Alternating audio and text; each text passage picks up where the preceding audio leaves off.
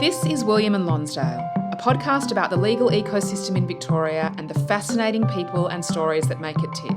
Today, your host Michael Green speaks with barrister Michelle Britbart QC. Michelle practices primarily in common law, insurance law, public liability and personal injuries litigation, running trials in both the Supreme and County Courts. For many years, Michelle grew her practice whilst also being a single mum to 2 young children.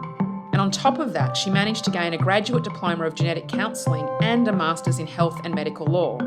Hearing Michelle's achievements, it seems a long way from the painfully shy, studious young girl that emigrated from Israel at 4 years old. And despite her parents' fierce work ethic and determination for the family to assimilate, things didn't always go as planned.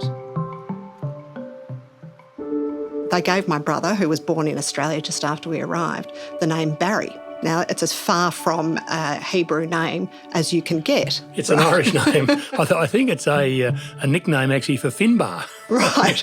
Well, all they knew is that they wanted him to be as Aussie as possible. I think Barry Mackenzie was well known at the time, so they thought, that's a real Aussie name, we'll name him Barry.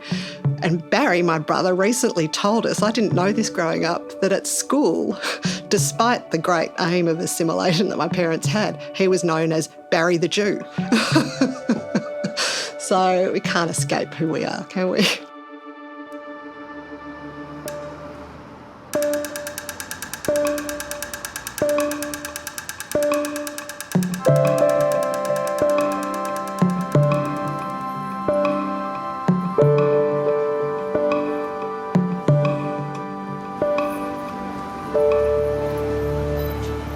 Our guest this morning is Michelle Britbart QC, the chair of Green's List at the Victorian Bar.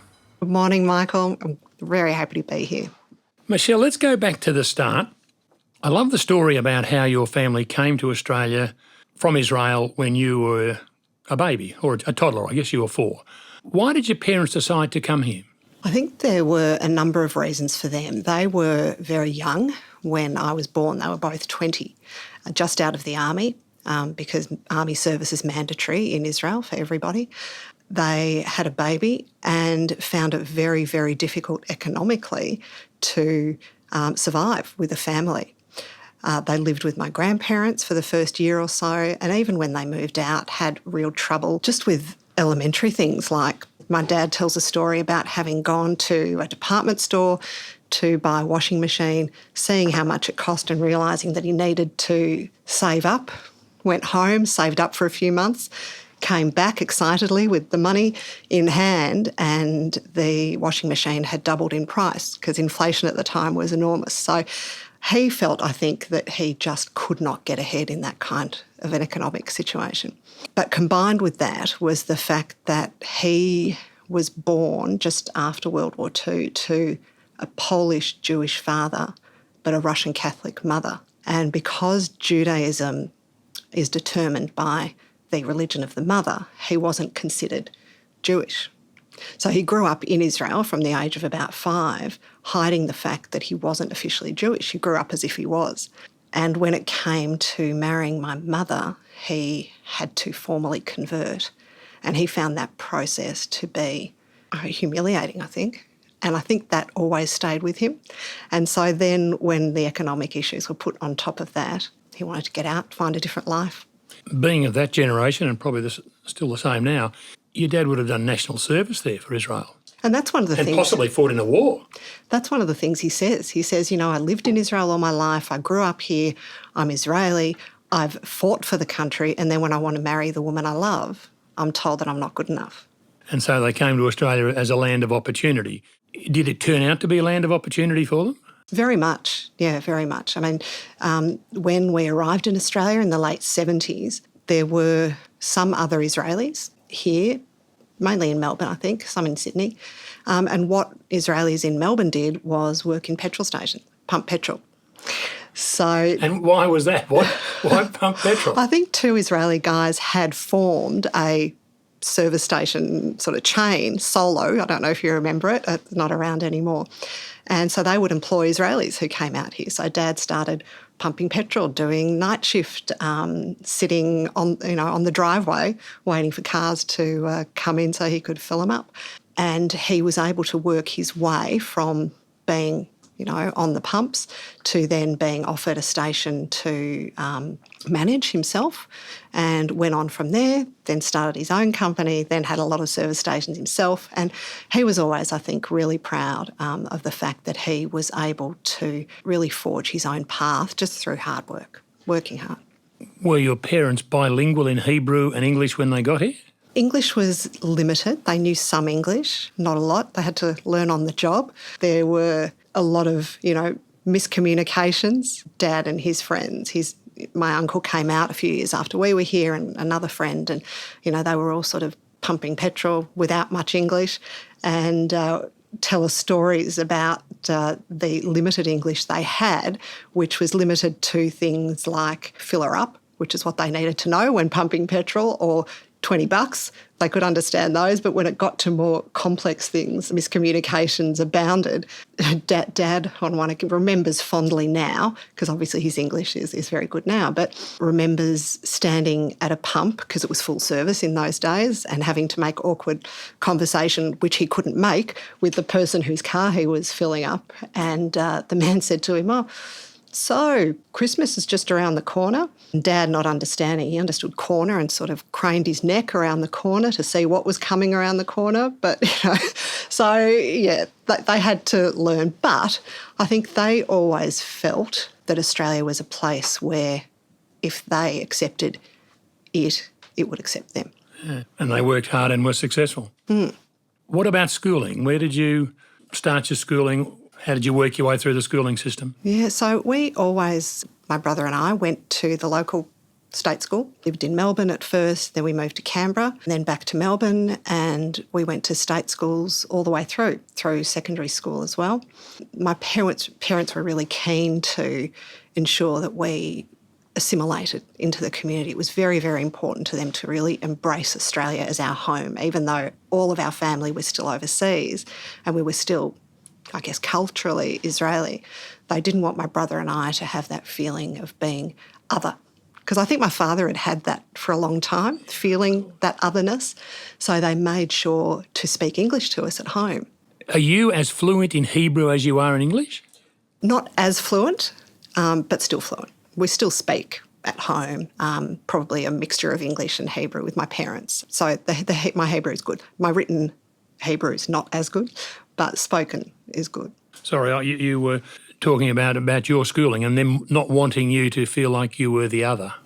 Yeah, they made a really big effort to make us feel like we were part of things. So, whilst we did observe things like Jewish holidays, those sorts of cultural things, my parents were really keen to make sure we felt Australian. You went to state schools here and in Canberra? Yes. Melbourne and Canberra? Yes. Enjoyed school? Yeah, loved school.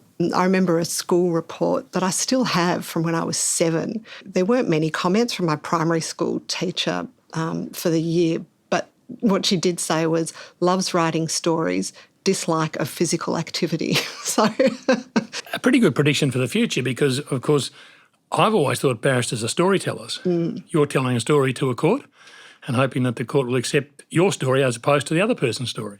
Absolutely. Yeah, so... That's what I love most about being a barrister. A prescient teacher. You go to McRob Girls High or McRobertson Girls High. Is that a scholarship school? Do you need to get a scholarship to get in there? It's a select entry school and always has been. It was set up in that way, starts at year 9. And our local primary school, I lived in Caulfield with my family, happened to be a central school. I think there were about 5 or 6 of them at the time. This was in the mid-80s. They went up to year 8, and those schools were allowed to recommend a handful of students directly into McRob and Melbourne High without the need to do the exam. So that's how I got in there. And so you had a teacher who recommended you to go to McRob? Yes. Michelle, you do arts law at Monash, and initially you like arts far more than law, especially the languages that you do in arts. You even were invited to do Spanish honours, which I think was going to take 3 years. I don't know how long it would have taken. I didn't get, unfortunately, that far down the process because, you're right, I did enjoy my arts subjects far more than my law. My law, I didn't really understand it. I didn't know anyone who was a lawyer. I didn't quite grasp the structure of it. I didn't have any understanding of the practicality of what it was all about. It was just a bit boring, and Spanish language and Spanish literature was far more exotic, and it was interesting, and I liked it, and I did well in it. And I got a letter from the Spanish department saying, "Oh, we'd like you to invite you to do honours." I knew that that would mean I had to defer my law degree for a period, but I was on board with that. And I went to the professor and said, with the letter in my hand, and said, I accept honours. And he said, "No." I said, "What do you mean?" He said, "No, you're not doing it."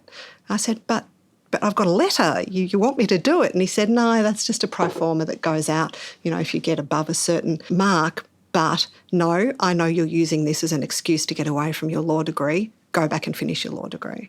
I was dejected, but it turns out to have been the best advice I ever got, because don't think I would have at that stage gone back to it if I left. So you remain grateful to that professor to this day? I do. In final year, law actually grabs you. I think that's quite early. I've known people, starting with myself, who law didn't grab them for maybe about 10 years of practice. Yeah. So for you to get it in your final year, I think is really pretty early on, I reckon. Why did it grab you? What happened to turn you around to law actually to get hold of you and something you really liked? It was getting out of the books and into the practical aspects of what law can be. At Monash, we had, and I believe it still exists, a subject called professional practice, where instead of sitting in a lecture theatre and doing assignments, you actually work at a community legal service for 6 months. And that is your course. I had a morning a week where I would be at the legal service and I would see clients who came in off the street. They could have a range of issues that they needed assistance with. They could have court appearances coming up. They could have documents they'd received that they didn't understand that were of a legal nature. Within that program, there was the opportunity, if it arose in an appropriate case, to actually do a court appearance for a client. And these were all clients who couldn't afford otherwise to So this is engage not someone. a moot or a mock court. This is the real thing. Yeah. So I did 2 court appearances as a student, which arose out of cases that I'd taken on at Springvale Legal Service.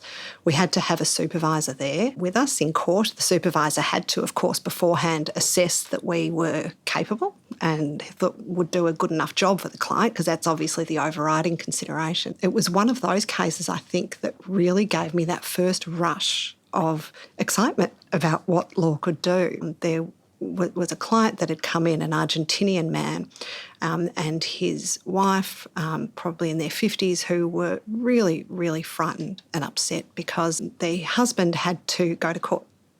And he produced the papers that he'd been sent, and he'd been charged with assault. And he obviously was very worried about what the outcome might be.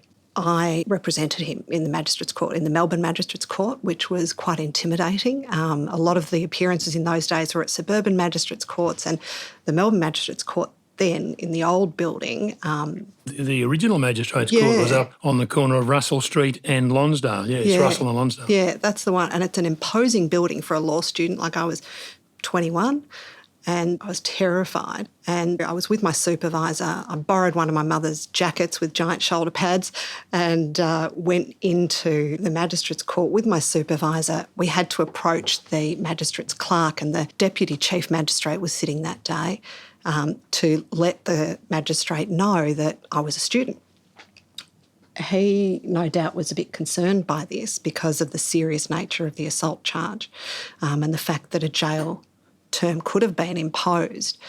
He called the supervisor and I into his chambers before court started.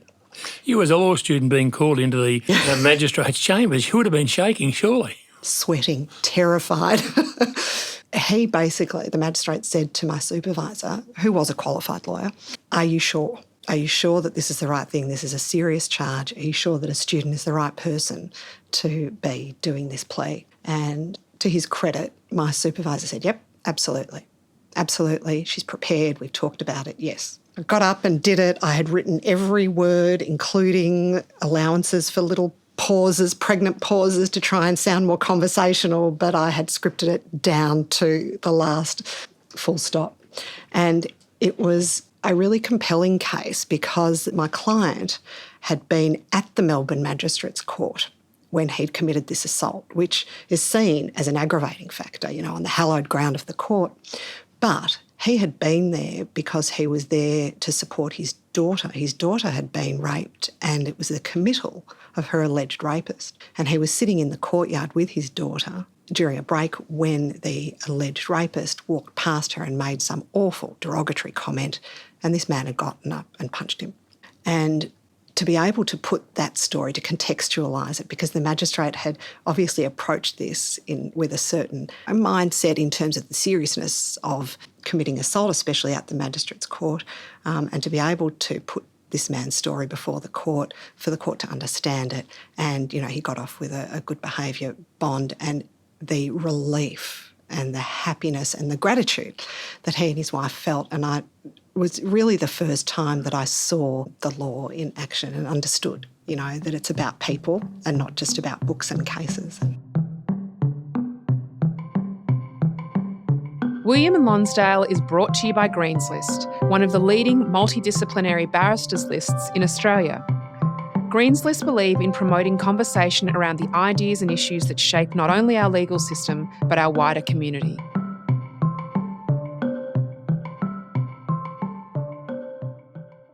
What's interesting, and you haven't mentioned, is that from childhood up until this time, basically, you suffered from quite acute shyness. I did. I wasn't shy one-on-one. I was okay, but public speaking. Could not speak in front of other people. Yeah. As a law student, I would sit nervously in every lecture, worried that I was going to be asked a question. So did I, but I was worried that I didn't know the answer. Now, how did you overcome this acute shyness of this fear, really, of public speaking? I think by about third year uni, I started to see my fear and my dread of being asked a question as almost pathological. And when I was asked a question, my face would go all red and I'd sweat, and I thought, this can't be right. If I want to be a lawyer, I can't have this sort of a fear. So I found in the Good Weekend an advertisement for a public speaking course, and it changed my life. It really changed everything for me. It was such an effective course. The first night of the course, there were maybe 10 of us there. Each of us had to stand up in our seat and just say our name and why we were there. And the stammering, the stuttering, people were so nervous they didn't want to get up. By the end of this course, they were getting up without notice, making a 3-minute speech about a topic that had been given to them by the course leader on the spot. And I went on to do another couple of courses, and it just completely removed the fear. And once that was gone, everything was different. Even if your job doesn't involve public speaking, a course like the course I did really forces you to exercise that muscle of thinking in a flexible and agile and reactive manner in every situation you're in without freezing up. And it sort of almost opens those pathways. So I think it could be useful in every aspect of life, really, every aspect of communication, which most people need to do in their work. So following along the legal pathway, Michelle, you finish your degree, you get your articles at a firm, Madden Butler Elder Graham. Were they still called that then? No, by the time I got there, it was Dunhill Madden Butler. Dunhill Madden, of course. And I'd like you to tell us about the mentoring you received. In the people we've spoken to in the podcasts, good mentoring might be the most common thread that comes up, and how important it's been in people's professional development. How were your articles and who mentored you? So I was articled to Pat McCabe. He was a partner at Dunhill Madden Butler. He had been a barrister for a time, and he was, one of the giants of insurance law. He'd worked in government. He was such a generous person with his time, his experience, his wisdom. And he had this focus not only on doing excellent work, but he had a focus on creating a generation of lawyers behind him, and there were a number of generations behind him who he mentored. A lot of his article clerks have gone on to be barristers, and he was really one who encouraged people, from the first day, and he encouraged me. He demanded almost that I had my own views of each case. I was given cases of my own to manage under his supervision, but manage. And it really allowed me to develop, and he knew he did this very deliberately, it really allowed me to develop my own way of doing things. And he wanted each of his lawyers to have their own way of doing things, because he really believed that a range of ideas were important in order to get the best outcomes for clients.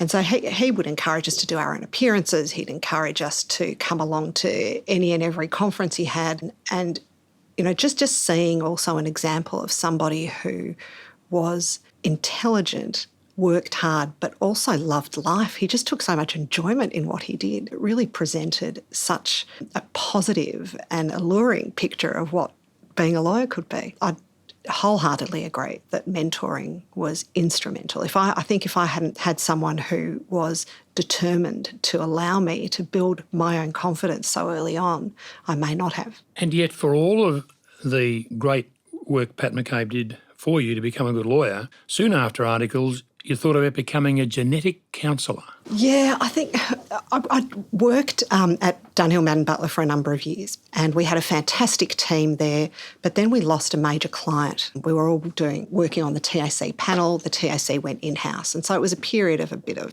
change. And so I started studying, and through my studies and my masters at Melbourne, I met a genetic counsellor. And I'd always had... You better explain to us, Michelle, what is a genetic counsellor? So a genetic counsellor is someone who assists patients who are either at risk of genetic disease or have genetic disease in the family or are having tests which might reveal a genetic condition, help them make decisions about the testing process, the results of the testing process, whether they want to be tested, what they might do with the information that they obtain, what that might mean in terms of the future for them and their family. So having always had an interest in science, because I was a maths and science student at high school, so I thought it was very meaningful as well as being interesting, and thought it might be, given that my legal career was in a bit of a state of flux, something I might be interested in pursuing. So I did a course through Melbourne Uni. It was actually at the Children's Hospital where we studied.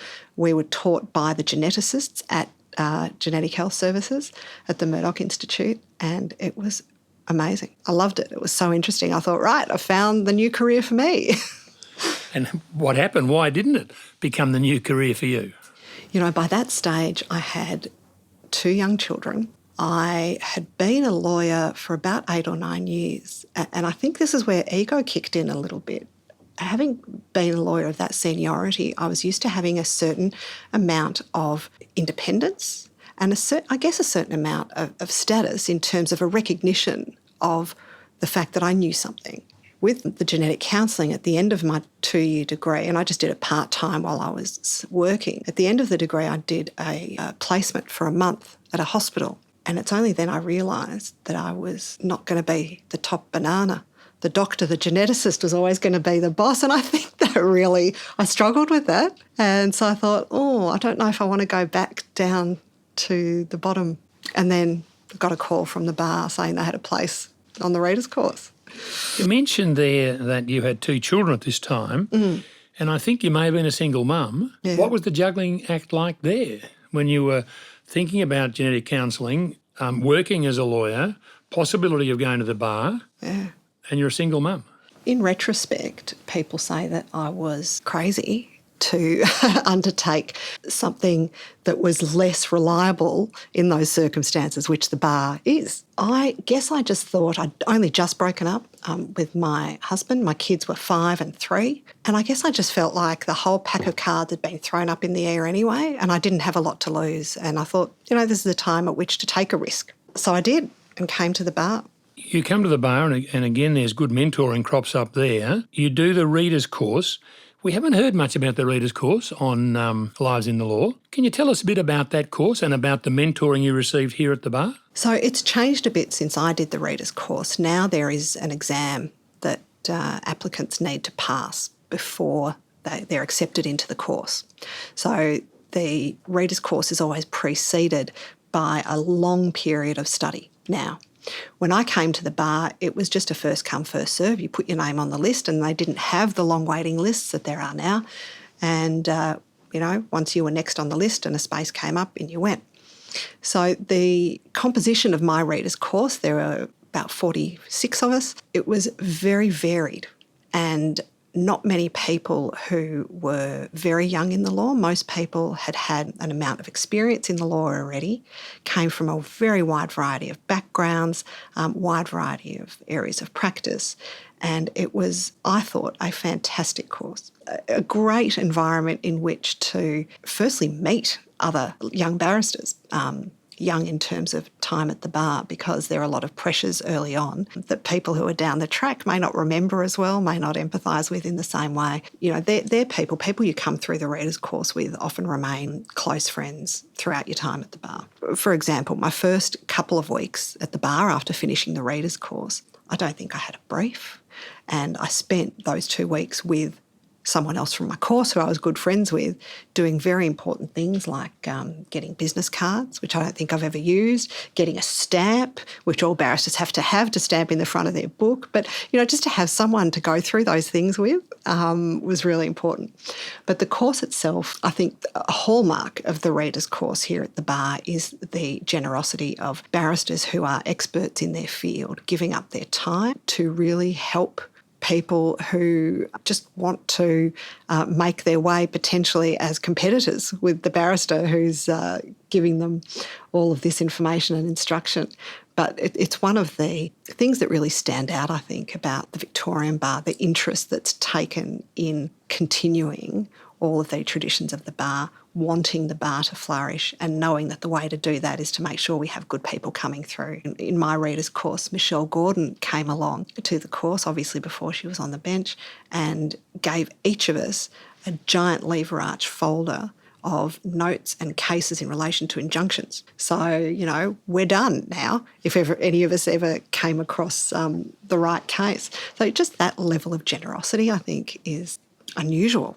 So did you come out of the readers course confident about your advocacy skills and ready to hit the ground running, or was there still a significant amount of learning to be done?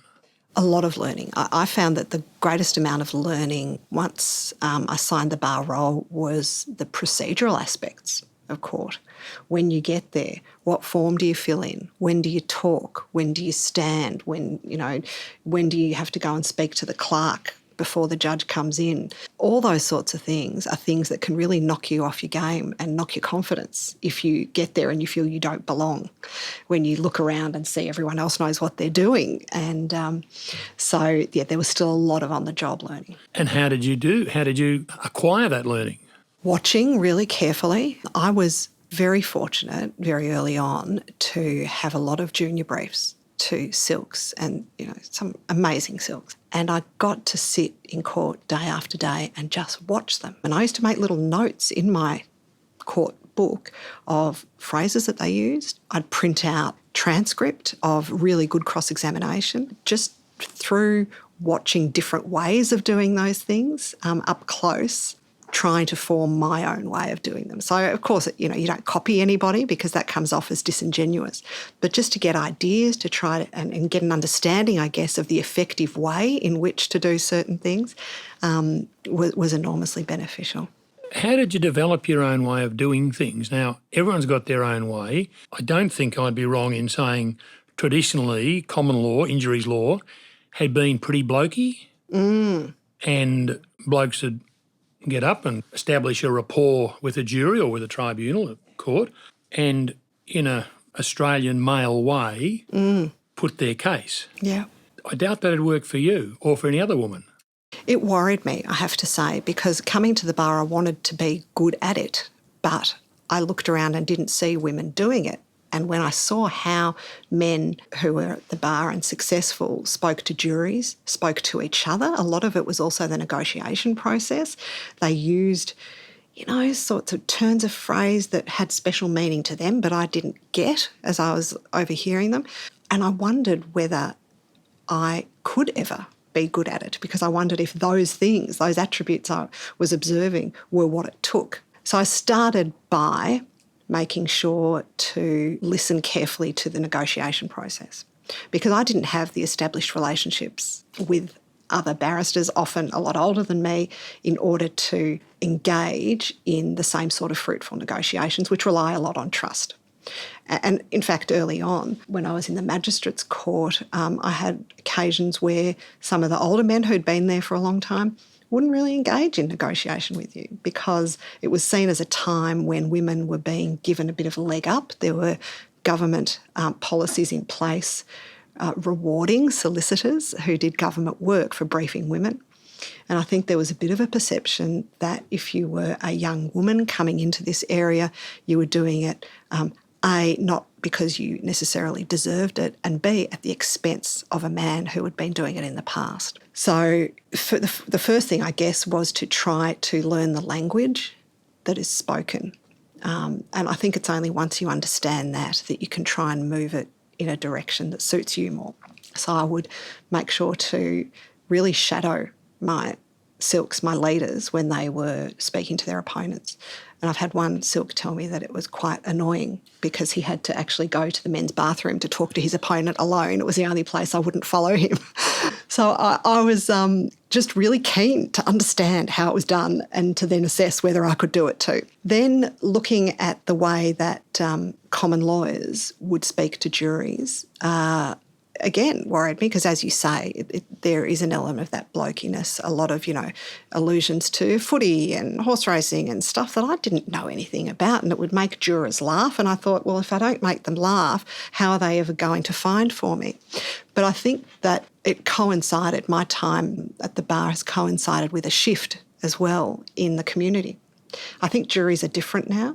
Juries are a lot smarter. If they're sitting in a case for a week or 2 weeks or 3 weeks, they expect their time not to be wasted and they want to be treated as if they have a brain. And so where my approach is not to make them laugh and not to tell funny stories, it is to treat them with respect and speak directly to them on a level that I think jurors appreciate these days.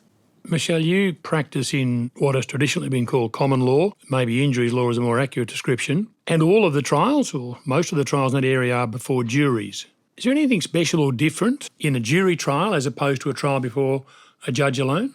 I think there's an enormous difference. My favourite part of being an advocate is talking to a jury, because what it brings into it is that added aspect of needing to package, I suppose, the information that you have to communicate to them in a way that's going to be succinct, not rely too heavily on documentation, which you do tend to do more of before a judge. Work out the psychology of the case and how best to present it in a way that is most logical, that still fits in with the law, but a way that is going to appeal to the logic of a clever person rather than to the legal brain of a judge. And I really like that aspect of trying to translate the legal side of things into something that is far more practical and easily understood even by people who don't have a law degree. And I used to practice a lot around the dinner table on the kids as they were growing up. I'd sort of run an argument past them and say, well, what do you think about this? And, I'd sort of give them a pitch. And I thought if they can understand it as high schoolers, then it's going to appeal to, hopefully, the average person.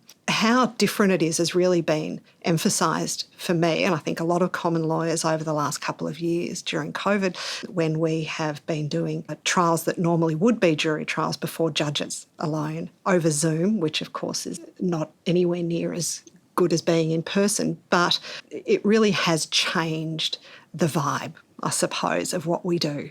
We don't have the same element of the unexpected, which you get with a jury. I don't think that there's that same ability to really bring your own personality and your own spin to things before a judge alone as there is before a jury. Lives in the Law is proudly sponsored by City Maps Illustrated. Their recent publication, The Melbourne Map, is a celebration of our wonderful city. This stunning hand-drawn illustration, which took more than 3 years to create, is available as an art print, jigsaw puzzle and calendar. The perfect acquisition for your home, office or corporate gifting. More information can be found on their website, themelbournemap.com.au. Michelle, I see your title is Michelle Britbart QC. I believe you have the choice of being a senior counsel or designating yourself as a senior counsel or a Queen's Counsel once you've been appointed. Why did you make the choice to be Queen's Counsel? Traditionally, senior counsel were always Queen's Counsel QC. Some years ago, it was changed to SC. SC, or Senior Counsel, has been the post-nominal in New South Wales for some time, and then they made it the same in Victoria. There was, I think, a recognition of the fact that to have a difference between QCs and SCs might result in unintended consequences. And quite a large group of QCs in Victoria approached the Supreme Court to try to revive the QC post-nominal, and they were successful in that. So now in Victoria, when you are appointed silk, you are automatically SC, Senior Counsel, but you can make the application to become a QC, Queen's Counsel, by applying to the Governor. The reason that I chose to make that application and to become a QC is really for the parity reasons. Most other silks at the bar were QCs, and I didn't want to be thought of as somehow different than or lesser than, because I think QC is so recognisable in the wider community. Most people know what a QC is. They don't know what an SC is. And to have to explain that or have to be seen as coming later in time or somehow not being quite the same as a QC, I didn't want. And so it was really for business reasons more than anything else. You come to the bar as a single mum with 2 children. Being a barrister is a business. It's a standalone business. One of the supports of that business is what's called at the Victorian Bar the clerking system, the lists and the clerking system. And as I said at the start, you're the chair of the list, you're a member of Green's List. Can you explain that a bit to us, the clerking system, the business side of being a barrister? So coming to the bar, I had no idea about what clerks did. I just knew I needed one. And I applied to a number of different lists and went for interviews. And I didn't know how to go about choosing a clerk, but I remember an interview with you, Michael, where I had raised with you one of the things that I raised with each of the clerks that I spoke to, which was, I'm a mum with 2 little kids by myself. How am I going to do this? Because I still want to be a mum. And everyone else I spoke to said, oh yeah, no worries, it'll be fine. Whereas you said to me, well, that is an issue.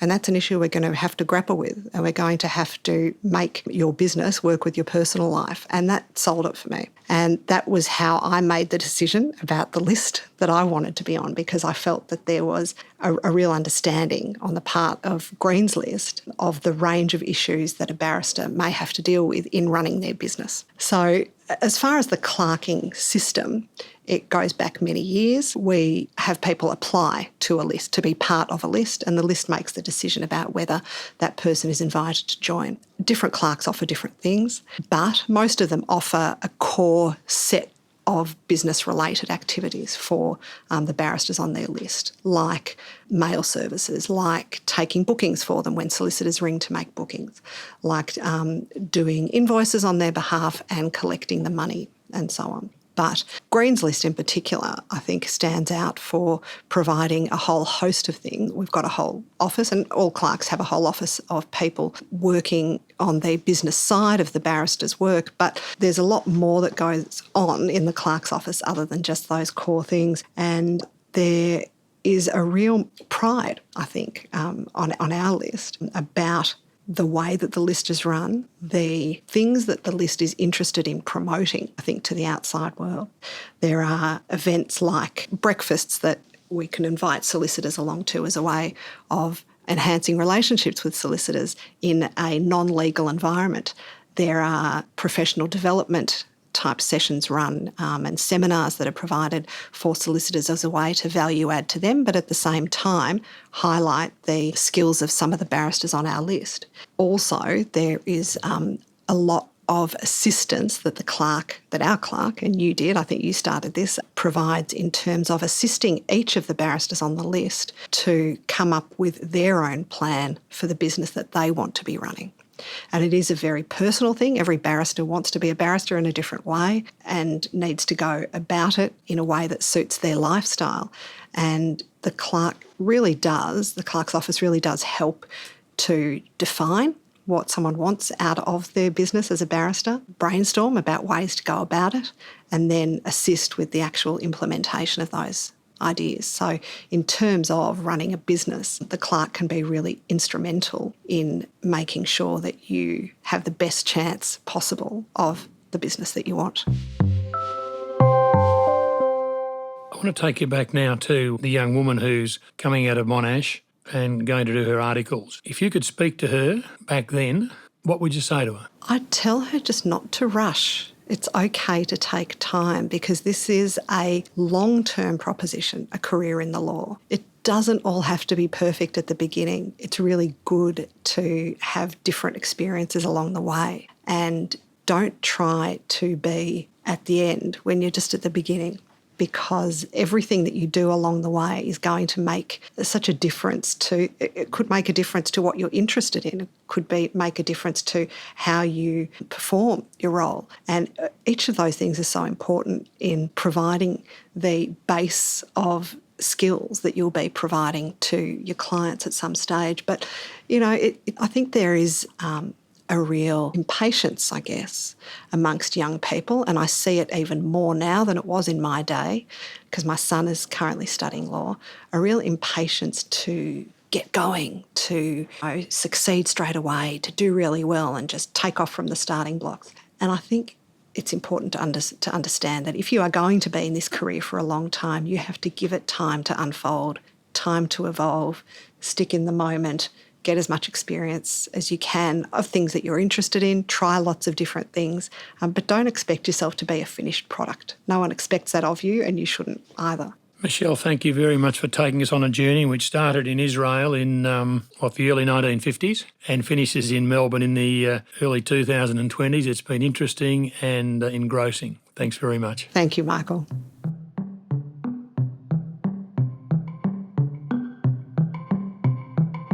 Show notes from today's episode can be found at greenslist.com.au/podcast. There you'll find links of things talked about in this episode, a transcript of the show, and some wonderful photos of our guests. Your host is former lawyer and Greenslist clerk Michael Green. Our show is produced by me, Catherine Green, mixed and mastered by Windmill Audio, and recorded by Alex McFarlane, who also wrote and performed all the music for the series. If you're enjoying Lives in the Law, please tell your networks, subscribe, rate and review the show. We acknowledge the Wurundjeri people of the Kulin Nation as the traditional custodians of this land and pay our respect to their elders past and present. There is no doubt that conversations about justice have been taking place on this land for thousands of years, and we are privileged to continue this discussion here today.